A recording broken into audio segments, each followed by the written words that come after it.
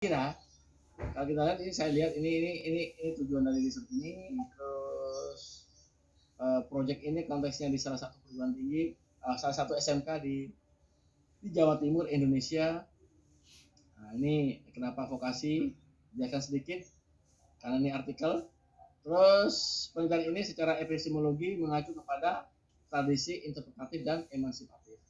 Kenapa tradisi interpretatif dan kenapa paradigma emansipatif? Jadi gitu, harus ada argumen di sini. Paham? Halo, halo. Ya, Prof. Nah, ini kan epistemologi dan etologi secara, berarti ini jelas interpretatif secara ontologinya, interpretatif ya. Terus paradigma ini sesuai dengan proyek pengembangan bahan ajar ISP, di mana agensi voice identitas baik guru maupun siswa sama-sama sama-sama apa ya, diakui. Terus penelitian ini membawa desain, etnografi dan tindakan. Kenapa? Karena secara ontologi fenomena itu adalah naturalistik. Proses edukasi itu adalah sebuah fenomena yang naturalistik. Berarti apa? Subjektivitas ya, interpretatif. Terus sebelum proyek penelitian ini, peneliti bernegosiasi akses, ini etikanya, etik dan sebagainya, ini etik. Terus kenapa pakai etnografi? Karena di bulan pertama, bulan keempat, peneliti memiliki peran sebagai orang luar, jadi outsider.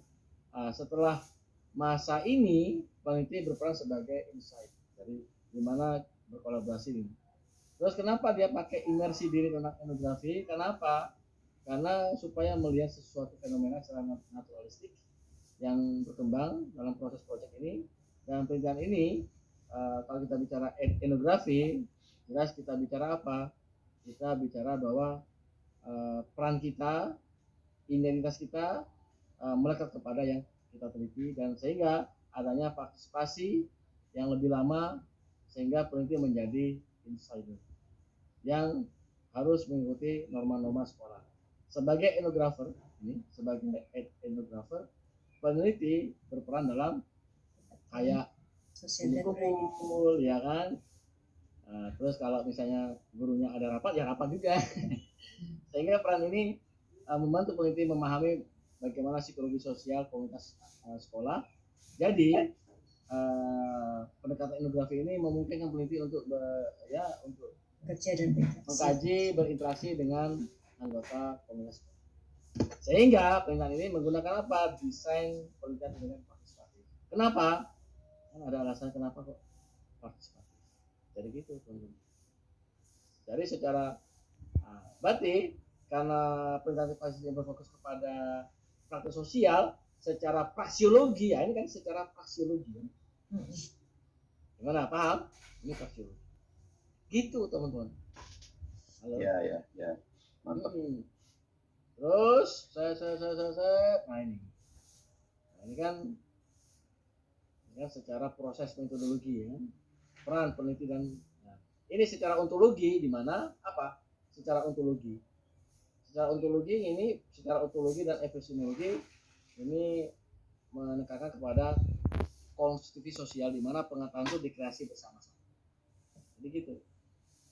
Terus berikutnya akhirnya gabungan etnografi dan tindakan tepat sekali. Kenapa? Karena kedua-duanya memungkinkan peneliti untuk yaitu mengkonstruksi dan menegosiasi agensi dan identitas guru selama proyek. Jadi gitu, teman. Kalau di artikel singkat ya, nggak usah panjang-panjang. Jadi cukup apa ontologinya, epistemologi. Tapi ini kan tidak secara eksplisit ya. Ini implisitnya sudah ada di sini. Gitu, teman-teman. Halo? Iya, Prof. Gimana dari sini? Semakin paham. Ya kan, baru nanti partisipan sebelum proyek. Jadi negosiasi secara etika, negosiasi dulu, nggak diperkosa ya. Terus semua namanya disamarkan, ya kan, kan etik. Terus